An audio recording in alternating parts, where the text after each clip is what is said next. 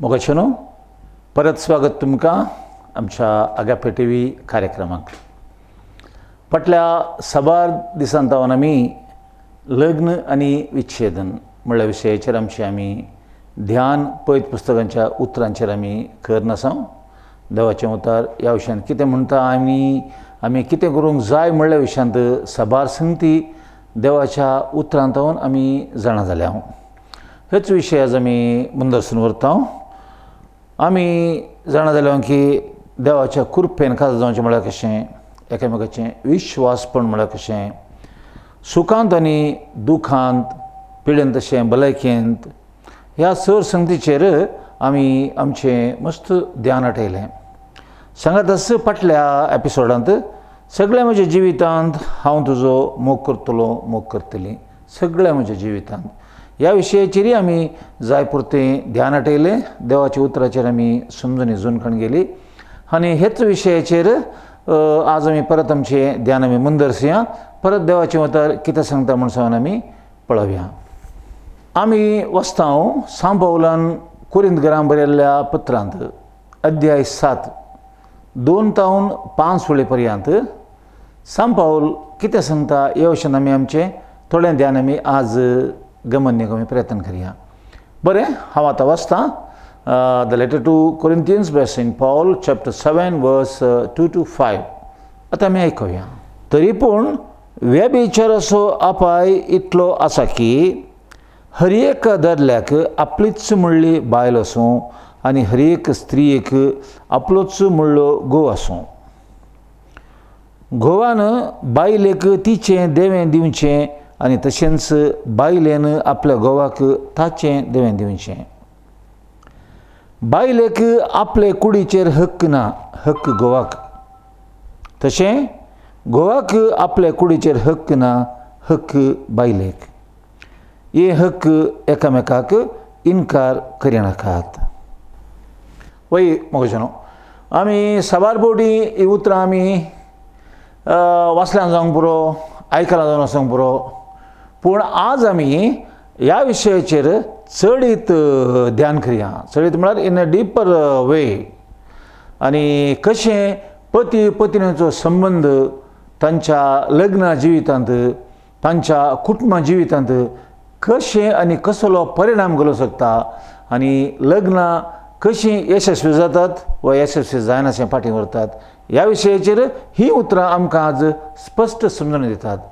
बरें तर मोगाचेनो, पयलें आमी ध्यान करुया कोरिंथकारांक सांत पौलान बरयल्ल्या पत्रांत 7व्या अध्यायांत 2रें वाचन. ह्या पर्यंत बरयलां. तरी पूण व्यभिचाराचो अपाय इतलो आसा की हर एका दादल्याक आपलीच म्हणली बायल आसूं आनी हर एक स्त्रीयेक आपलोच म्हणलो घोव आसूं. वय, व्यभिचाराचो अपाय, अनैतीक जिणेचो अपाय, अनैतीक संबंधाचो अपाय इतलो आसा की हर एका दादल्याक आपलीच म्हणली बायल आसूं आनी हर एका बायलेक आपलोच म्हणलो दादलो आसूं. आमी जाणाव देवान मनशाक रचतना आदामाक रचलो, एवेक ताच्या मुखार हाडली आनी देवाची येवजण जावन आसलें मनशान एकसुरो आसचें बरें न्हय. It is not good for the man to be alone. त्या देखून ताका फावो ती सांगातीन जावन एवेक रचली म्हणल्यार आमी जाणाव. त्या देखून मनीस एकसुरो आसल्यार, लग्न जायना तर जाल्यार, ताका ताचीच पतीन म्हूण ना तर जाल्यार, ह्या स्त्री लग्न जायना तर जाल्यार, तिका तिचोच म्हणलो पती ना तर जाल्यार व्यभिचाराचो अपाय चड आसा म्हूण देवाचें उतर आमकां सांगता. म्हळ्यार काजार जायनातली सगळां अनैतीक संबंद व्हरतात, सगळां व्यभिचार धरतात म्हूण हाचो अर्थ न्हय. पूण ही काजारी मोगाची गरज हर एका मनशाक, हर एका दादल्याक, हर एका स्त्रियेक तांच्या कुडीच्या रचनेंत तांच्या कुडीच्यो वंदवण्यो आसतात. ही गरज म्हणून हें संगीत, हें वायट न्हय. आनी एका दादल्यान आनी एका स्त्रियेन लग्ना भितर तांचो मोग तांणी कशें वांटून काण घेतात तसलो तांचो कुडीचो संबंध वा मोग लग्नाच्या भायर तांणी करूंक नजो. सांत पावल हें सामकें हांगासर सांगूंक येता. आमचे थंय अशें घडटा म्हूण हांव सांगना, पूण घडोवंक पुरो. जर आमच्या खुद्द जिणेंत अशें घडलां तर जाल्यार आमी जाणाव आनी कित्याक घडलां म्हणून आमी जाणाव. पूण अशें घडोवंक नजो. व्यभिचार असो, अनैतीक संबंध असो, वायट संपर्क असो, अपाय आजकाल इतलो आसा की कुडीच्या वंदवणेक लागून आमचे थंय स्वनियंत्रण नासल्या वरवीं हो संदर्भ चड आसा देखून हर एका दादल्याक आपलीच म्हणली बायल असो आनी हर एका बायलेक आपलोच म्हणलो घोव असो या पती असो, ते दाळा तांणी तांच्या लग्नाच्या ह्या संबंध भितर जो कितें तांणी काजारी मोग करतात, तांचो कुडीचो एकवट कितें जाता ते तांच्या भितर मात्र जाता सोड न्हू, तांच्या लग्न संबंध भायर तांकां वचूंक आस्पद आसना. कित्याक both of them they fulfil there needs. तांच्या कुडीच्यो गरजो तांणी एकामेकाक तिरसितात, एकामेकाचो मोग करतात. आनी असल्या मोगा वरवीं पती आनी पत्नी मदें बरो संबंद रुत जाता. A good intimate relationship builds. आमी मुखार पळयता कितें जाता की म्हूण सांगून मुखल्या वचनांनी आमकां सांत पावल तें करेक्ट वे वरसून सांगता. आमी तें करेक्ट ध्यान करूंक जाय, आमी तें सारकें चिंतूंक जाय आनी त्या प्रकार आमचें जिवीत आमी बांदून हाडूंक जाय. वय हर एका दादल्याक आपलीच म्हणली बायल असो, हर एका बायलेक आपलोच म्हणलो पती वा दादलो वा घोव असो. मुखार वाचता तिसऱ्या वळेंत, घोवान बायलेक तिचें देवें दिवचें आनी तशेंच बायलेन आपल्या घोवाक ताचें देवें दिवचें. घोवान बायलेक ताचें देवें दिवचें आनी बायलेन घोवाक तिचें देवें दिवचें. देवें म्हळ्यार जालें, देवें म्हळ्यार एकामेकाक हक्कान दिवंक जाय आसलें, कायद्यान दिवंक जाय आसलें. It is the obligation. Yes, दादल्यान बायले ते एकवटोंक जाय, बायलेन दादले ते एकवटोंक जाय. जो मोग देवान तांच्या काळजांत घाला, जो मोग देवान तांच्या कुडींत घाला आनी ज्या मोगान तांणी एकवटान जिवंक आसा तो मोग तांणी एकामेकाक इन्कार करूंक नजो. घोवान आपल्या बायलेक ताचें देवें दिवचें, बायलेन आपल्या घोवाक तिचें देवें दिवचें म्हूण सांगल्यार अशें. मग अशें न्हू, आमी सबार कुटुंबांनी पळयता या आमकांच अनुभव जाला आसूंक पुरो, आमकांच अनुभव आसूंक पुरो.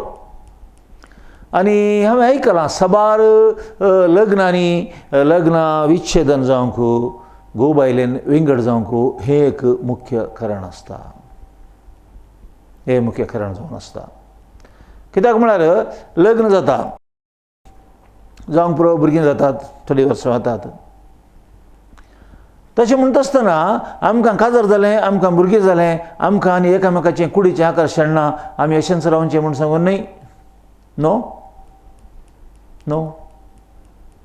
हां, आनी लग्न जावन मोग करचो म्हूण सांगल्या उपरांत तांणी खाली एकामेकाचो मोग करचो म्हळ्यार खाली उतरांनी चिंतनांनी करचो न्हय. घोवान जोडणान घरान घालचें या बायल्यान जोडणान घरान घालचें, दोगांनी रांदून भुरग्यां सांगाता जिवचें न्हिदचें, इतलेंच काजार जिवीत न्हय. हें हांवें परतून तुमकां विवर्स सांगचें म्हणून कांय गरज ना, आमकांच हें समजता. दादल्याक ताच्या कुडीच्यो गरजो आसतात, बायलेक तिच्या कुडीची गरज आसा आनी ह्या वरवीं दादल्यान बायलेक कुडीचो एकवट इन्कार करूंक नजो. तशेंच स्त्रियेक तिच्या कुडीच्यो गरजो आसात, ती तिच्या पती संगी एकवटूंक आशेता आनी असल्या वेळार दादल्यान तिका इन्कार करूंक नजो. हेंच सांत पावल आमकां हांगासर सांगता. घोवान आपल्या बायलेक तिचें देवें दिवंक जाय आनी बायलेन तिचें देवें आपल्या घोवाक दिवंक जाय.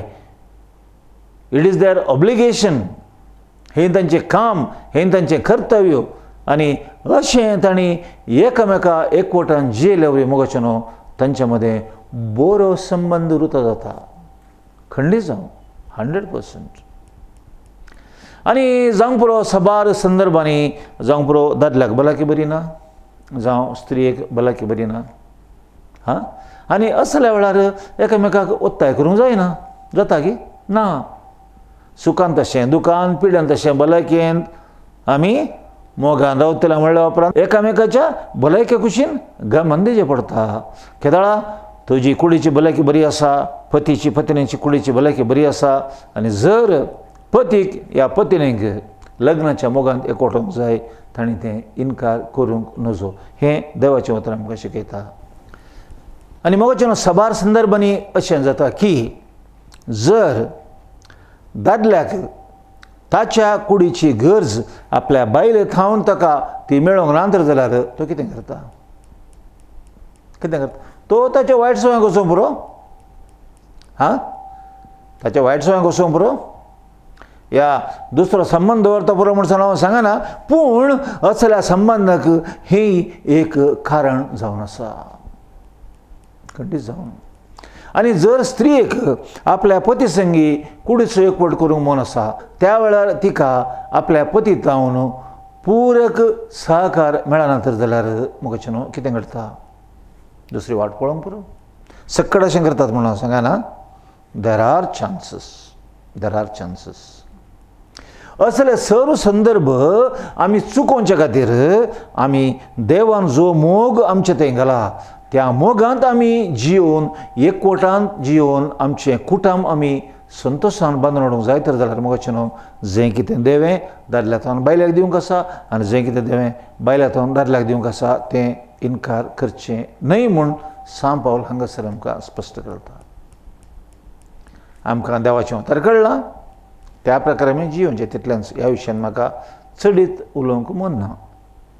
आनी चिंतूकात हो मस्त उलयता म्हणून न्ही, हें सत मोगाचें न्हू. देवाच्या उतरांत तें बरें येयलां, हें आमी समजून काण घेवचें. हां, बरें, आमी आतां मुखार पळया. बायलेक आपल्या कुडीचेर हक्क ना, हक्क घोवाक, तशें घोवाक आपल्या कुडीचेर हक्क ना, हक्क बायलेक. वाव. घोवाक आपल्या कुडीचेर हक्क ना, हक्क बायलेक, आनी बायलेक आपल्या कुडीचेर हक्क ना, हक्क दादल्याक. तशें म्हणटा आसतना फोर्स करून एकामेकाक एकवटचें न्ही. नो, एकामेकाक असल्या संगतींत एकामेकाक वत्ताय करचो न्हय, बगार एकामेकाक इन्कार करचें न्हय. एकामेकाक इन्कार करचें न्ही. जर दादल्याक आपल्या बायल्याक एकवटूंक आसा, बायल्याक आपल्या दादल्याक एकवटूंक आसा, एकामेकाक सहकार दिवचो, हक्क म्हूण सांगून फोर्स करचो न्हय. तो मोग जायना, तो मोग जाता की ना. हक्क इन द सेन्स म्हळ्यार तुजी कूड तुजी न्ही, तुजी कूड तुज्या घोवाची, तुजी कूड तुज्या बायलेची, ती दोगांय एक कूड जातलीं, एकामेकाक संपूर्ण तरेन समर्पीत करून दितलीं. अशें आसतना एकामेकाक इन्कार करूंक जायना. काजारी मोग कुडीचो एकवट एकामेकाक केदींच इन्कार करूंक जायना आनी नुजो. आनी इन्कार केलो तर जाल्यार ताचे परिणाम आमी पळयला जावन वचूंक पुरो. हां, पळय की न्ही, दादल्यान आनी बायलेन, घोवान आनी पत्नीन सांगता जियोंक जाय. They should use the same bed, they should be together. This is what we call togetherness. सांगतपणान जियोवचें. बरें, मोगाचें मुखार वाचता. हे हक्क एकामेकाक इन्कार करिनाकात. Don't deny each other. हे हक्क एकामेकाक इन्कार करिनाकात. आनी जर इन्कार केलें तर जाल्यार दादलो गी बायल गी आडवटेन वचूंक पुरो. तांकां गरज आसा, म्हज्या घोवातान म्हाका सूख मेळना, म्हज्या बायलातान म्हाका सूख मेळना, कितें करतलो? हांवें ह्या विशयान ती परतून चड सांगची गरज ना. हां, सो त्या पासत मोगाचें ह्या विशयांत आमी काजारी जोडी जावंक पुरो. आमी काजार जावन 5 वर्सां जालीं, 10 वर्सां जालीं, 15 वर्सां जालीं, 20 वर्सां जालीं, कितलीं वर्सां जालीं तर जाल्यारय तांकां एकामेकाक एकवटूंक मन आसल्या वेळार दोगांनी पतीन तशेंच पत्नींनी एकामेकाक सहकार दिवन तांचें जिवीत तांणी बांदून मुंदर व्हरूंक जाय आनी हें जावंक पावता यशस्वी लग्न जिवीत. लग्न जिवीत म्हणल्यार कुठलें खाली आमकां 1, 2, 3, 4 भुरगीं जावन तांकां आमी शिकप दिवन तांकां आमी व्हडा हुद्द्यांक पावोवन आमी बरें घर बांदून घरांत जियोवन बरी गाडी घेवन कोणून खाली भोंवचें मात्र न्ही, बरें खावन जेवन पिवन न्हिदचें मात्र न्ही. बगार आमचे कितें कुडीच्यो आमचे मूलभूत गरजो आसात त्यो आमी समजूंक जाय, त्यो आमी एकामेकाक वांटून घेवंक जाय आनी हें आमी एकामेकाक इन्कार करूंक नजो. बरें मोगोचें मुंदर सुया, मुखार सुया. 1 Corinthians chapter 7 verse 8 onwards. हांव आतां वाचतां. लग्न जायनासलेल्यांक आनी विधवेक हांव इतलें सांगतां, तांणी म्हजे बरी आतां आसा तेच स्थितींत रावचें बरें. पूण तांकां स्वदमन ना जाल्यार तीं लग्न जावं. ओडणेच्या उज्यान जळचे प्रास तांणी लग्न जाल्ल्यांच चड बरें. पूण तांकां स्वदमन सेल्फ कंट्रोल ना तर जाल्यार सिंगल आसल्यांक एकसुरो आसल्यांक असल्या संदर्भार तांणी लग्न जावचेंच अदीक बरें म्हणटा सांग पावल.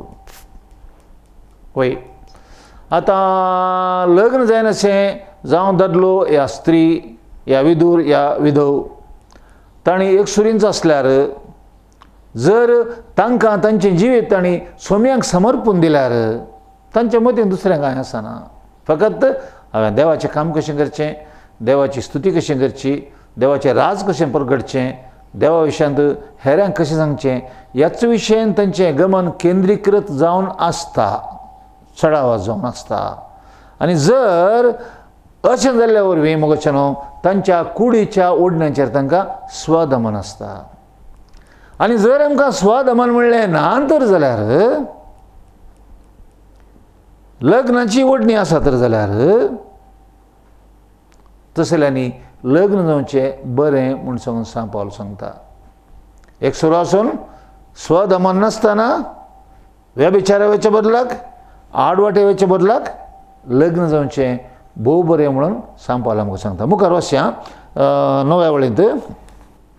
पूण लग्न जाल्ल्यांक म्हजें फर्माण अशें निजा की म्हजें न्हय तें बगार सोम्याचें बायलेन आपल्या घोवाक सोडचो न्हय. सोडलो जाल्यार तिणें लग्न जायनासतना रावूंक जाय वा आपल्या घोवा लागीं राजी जाय. तशेंच घोवानी आपल्या बायलेक सोडची न्हय. सांग पावल म्हणटा हें म्हजें न्हय बगार हें सोम्याचें फर्माण. It is a order from the Lord. लग्न जाल्ल्या बायलेन स्त्रीन आपल्या दादल्याक सोडचो न्हय. Not to live her husband. तांणी सांगाताच जिवंक जाय खंयच्याच कारणाक लागून. आनी मगोचें न्हू मुखार सांग पावल म्हणटा की जर हाच्या भायर सोडलो तर जाल्यार तिणें लग्न जावचें न्हय. She should not marry. जर ती लग्न जावन आपल्या न्हवऱ्याक सोडून दुसरें लग्न जाता तर जाल्यार दुसऱ्या संगी आपलें जिवीत बांदता तर जाल्यार ती प्रद्वारा धरता म्हूण देवाचें उतर आमकां सांगता. जर एका बायलेन आपल्या घोवाक सोडलो तर जाल्यार तिणें दुसरें लग्न जायनाये. बगार आपल्या घोवा लागीं राजी जायचें म्हणटा. आपल्या घोवा लागीं तेणें पाटी येयचें, ताणींत एक जावन जियेचें, शिवाय लग्ना भायर दुसऱ्या संबंधाक वचचें न्हय. आनी हेंच दादल्याकी घोवाकी लागू जाता. म्हणजे म्हाका न्हू घोवाकी दादल्याकी हेंच लागू जाता. जर एका दादल्याक आपल्या बायले संगी जिवंक मोना तर जाल्यार तो विंगड रावता तर जाल्यार म्हाका न्हू ताणें दुसरें लग्न जावचें न्हय. दुसरें लग्न जावचें न्हय. बगार आपल्या पतीने लागीं राजी जावंक जाय. जावंक पुरो ओके.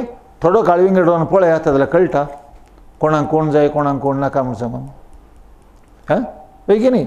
थोडो काळ विंगड रावल्या वेळार जाल्यार आमकां कळटा आमच्यो अस्खतकाया कसल्यो आनी आमच्या अस्खतकायेंत आमी कितें करूंक जाय, या म्हज्या पार्टनराच्या अस्खतकाया कसल्यो, कशें आमी सहकार दिवन शेत हें सर चिंतून मोगोचें न्हू राजी जावचें आनी सांगात येवचें भोव बरें म्हूण सांगून सांग पावल आमकां सांगता. हें देवाचें वतार. हाचे शिवाय लग्ना विच्छेदनाक आमी चिंतचें या एकलींच रावता एकलोच रावता म्हूण चिंतचें तें समंजस न्हय म्हूण सांगून म्हजें चिंतप. तुमी कितें म्हणटात? पळय की न्ही हां आतां ह्या दिसांनी फाटल्या थोड्या वर्सां जावन पयलें कशें आशिल्लें काजार म्हणल्यार कुडले एका चल्यान एका चलये कडेन काजार जावचें घरच्यांनी सैरीक पळोवची चलयेच्या घरच्यांनी चल्याच्या घरच्यांनी सैरीक पळोवची आनी सैरीक घट करची आनी काजार जावचें मुखार सून येतना चल्यान ह्या चलयेन एकामेकाच्या मोगार पडचें घरच्यांक कळोवचें आनी काजार जावचें आनी की मुखार वचें धर जाल्यार अंतरजाती काजारांय घडतात एकामेकाच्या वळखीन एकामेकाच्या फ्रेंडशिपान एकामेकाचो मोग कर म्हणून आनी आतांच्या प्रस्तुत काळार कितें जालां म्हळ्यार काजार म्हणल्यार कुडले सैरीक पळोवन काजार जावचें म्हण मात्र न्ही विसरतात लोक सेकंड मॅरेज दुसरें काजार घे म्हूण सांगून म्हळ्यार दुसरेपणी काजार जावचें आतां सामान्य जालां आनी तें ताजे वर आणकी चड जालां की चल्याक चलो गी चली गी म्हूण सांगून म्हणल्यार सवाल येता वय म्हाका न्हू थोड्या राष्ट्रांनी चल्यान चल्या कडेन चलयेन चलये कडेन तांचें जिवीत बांदून हाडचें हें आतांच्या काळार सुरू जालां भोव वायट काळ हो आमी केदाळा आमी देवा थंय जियेना केदाळा देवाच्या उतराचेर आमचें जिवीत बांदून हाडिना असल्या संती सकट प्रगटतात हें देवाचें येवजन न्ही it is not God's plan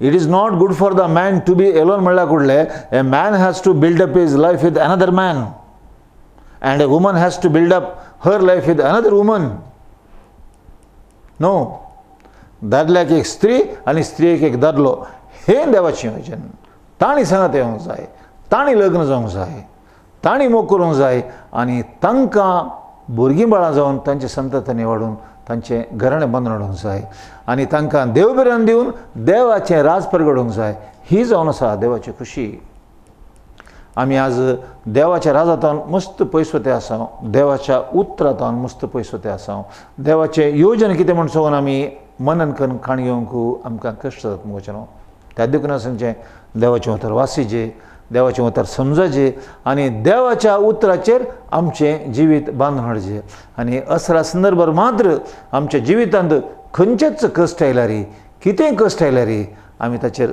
जैत जोड आमी बरें एक भलायकेवंत क्रिस्ती कुटुंब बांदून हाडूंक आमकां साथ जाता हेंच आमकां समेस्तांक फावो जावं म्हूण सांगून म्हजें मागणें बरें म्हाका हांव मुंदरसी आमी पळया रोमांकरांक बरयल्ल्या पत्रांत सांपालान रोमांकरांक बरयल्ल्या पत्रांत 7व्या अध्यायांत कितें बरयलां पळया 7व्या अध्यायांत 2ऱ्या आनी 3ऱ्या वळेंत the letter to Romans Saint Paul chapter 7 verse 2 and 3 हांव आतां वाचतां तें आतां आमी आयकुया दृश्टांताक लग्न जाल्ले बायलेक तिचो घोव जिवंत आसा सर कायद्याचो बांद आसा पूण तो मोरत जाल्यार तिका बांदलेल्या त्या कायद्यांतून सुटका मेळटा तिचो घोव जिवंत आसतना आनी एक दादले लागीं जियेत जाल्यार ती प्रद्वारीण जाता तिचो घोव मोरत जाल्यार ती त्या कायद्यांतली सुटून एक स्वतंत्र स्त्री जाता देखून ती दुसऱ्या दादल्या लागीं लग्न जायत जाल्यार तवळ ती प्रद्वारीण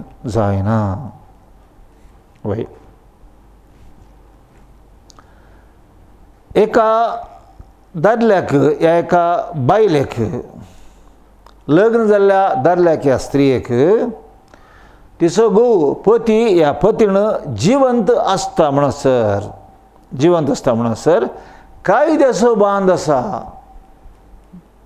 कायद्याचो बांद आसा सांगता जिवनचो एक कायदो लग्न जाल्ल्या उपरांत सांगता जिवनचो कायदो कानून ह्या कायद्या भायर वचूंक नजो ना तो कायदो म्हाका लागू जायना म्हाका मोन ना म्हाका तुजेर मोग ना असलीं उतरां आमचे थंय येवंक नजो मुखाचें न्हू मोग ना तर जाल्यार मोग कित्याक ना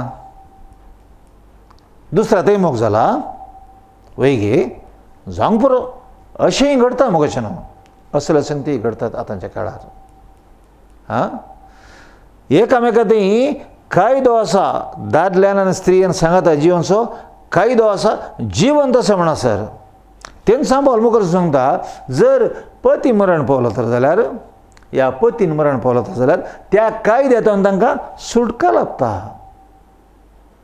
त्या कायद्यांतून तांकां सुटका लाभता. आणि जर तो दादलो या ती स्त्री आपल्या पतीच्या या पत्नीच्या मरणाच्या कारणावर एकसुरी जाली तर जाल्यार तांणी दुसरें लग्न जाल्यार ती प्रद्वारीण जायना, प्रद्वारी जायना म्हूण देवाचें उतर आमकां सांगता. म्हळ्यार हाचो अर्थ मोगाचेनो, ॲज लाँग ॲज आमी जिवन आसता पर्यंत, दादलो आनी स्त्री दोगांय जिवंत आसता पर्यंत तांकां दुसरें लग्न जावंक जायना. हें देवाच्या कायद्याक विरोध, हें देवाच्या कायद्या भायर. कितेंच कारण जावं, कितेंच कारण जावं, हें देवाच्या कायद्या भायर, देवाच्या खुशे भायर. आमी आमकांच व्हरून पळया आमचें जिवीत कशें आसा. एकामेकाक दादलो आनी स्त्री, घोव आनी बायल आमचें एकामेकाचें समर्पण कशें आसा. आमचें तें लग्नाचो मोग आमी कसो वांटून काण घेता. आमचें जिवीत कितलें संतोश भरीत, कितलें दादोस भरीत आसा. आमी आमच्या भुरग्यांक आमी कितें देख दिता. ल्हान ल्हान संगती खातीर घरांत आमच्या भुरग्यां मुखार आमी झगडून पडटा, ती देख आमी तांकां दिता. पळय कशें न्हू. अशें आमचें तें जावंक नजो. दादल्यान संपूर्ण आपल्या स्त्रीयेक समर्पीत जावंक जाय आनी स्त्रियेन संपूर्ण आपल्या दादल्याक समर्पीत जावंक जाय. आनी अशें बरें संतोश भरीत काजारी कुटुंब तांणी बांदून हाडूंक जाय, काजारी जिवीत तांणी बांदून हाडूंक जाय, तांचें घराणें बांदून हाडूंक जाय. आनी जर देवाच्या उतरांचेर आमचें जिवीत हांवें बांदून हाडलें तर जाल्यार लग्न विच्छेद म्हणलो शब्द डिलीट. नांचना, त्या विशयांत उलोवंकच ना. एकामेका ती मोग आसा तर जाल्यार, माया मोग, एकवट, संतोश आसा तर जाल्यार कित्याक असले सकट अनवर आमचें तें येतात. कित्याक आमचें जिवीत आमी पाड करून खाण येता. एक मात्र आमी उडस दवरूंक जाय, आमचें जिवीत जें देवान आमकां दिलां तें संतोश भरीत जावन जियोंक. To enjoy our life, happy जावन संतोशान जियोंक. शिवाय एकामेका झगडून पडोवन, एकामेका दुरसोन, एकामेका पयस वचोन आमचें जिवीत आमकां जाय जाल्यार बरी बांदून हाडूंक न्ही, बगार देवाच्या कुशेक जाय जाल्यार बरी आमी बांदून हाडूंक जाय. आमचें जिवीत आमी देवाच्या कुशेक समर्पण करूंक जाय. हय मोगाचें न्हू. हेच बरी आमचें जिवीत बांदून हाडूंक आमी प्रयत्न करया. बरें संतोश बरी जिवीत आमचो समेस्त जावं. बरें तर आमी मुखल्या हप्त्यान मेळया. ह्या फावटी ह्या हप्त्याच्या एपिसोडांत रेकॉर्डिंग करतना एक दीस वेळ जालो जाल्ल्या वरवीं सारक्या वेळार हे कार्यक्रम रिलीज करूंक आमच्यान जावना. मुखल्या हप्त्यांत आमी सारक्या वेळार रिलीज करूंक आमी प्रयत्न करतले. बरें तर आमचें चॅनल तुमी पळयतात, तुमी हें पळया, लायक करा, कमेंट्स बरया, सबस्क्रायब करा आनी शेअर करा आनी हेरांक सांगा. सरस्वती देव आमच्या समेस्तांक आशिर्वाद दिवं.